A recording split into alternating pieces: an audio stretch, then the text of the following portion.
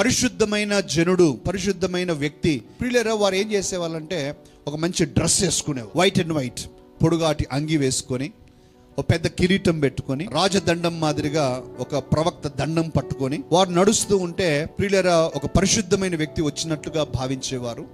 వారు ఉన్నట్లుండి ఏం చేస్తారంటే సంత వీధుల్లో మోకరిస్తారు.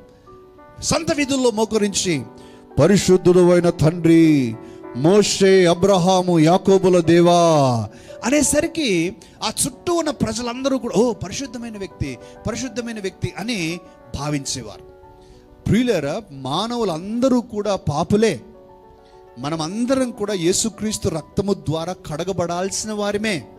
స్వాభావికంగా జన్మతః మనలో ఏ ఒక్కరు పరిశుద్ధులు లేరు అనే విషయం మనకు అర్థం కావాలి.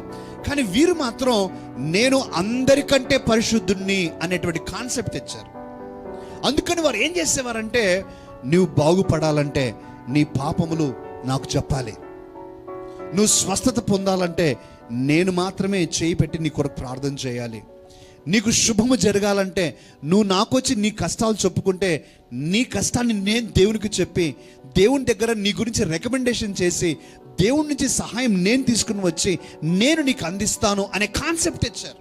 ఇంకో మాటలో చెప్పాలంటే మనకు అర్థం కావటానికి, ఆనాడు యేసుక్రీస్తు ప్రభు మరణం నుంచి పునరుద్ధారుడైనప్పుడు దేవాలయపు తెర పైనుంచి కిందికి చినిగిపోయింది కదండి, పైనుంచి కిందికి చినిగిపోయింది.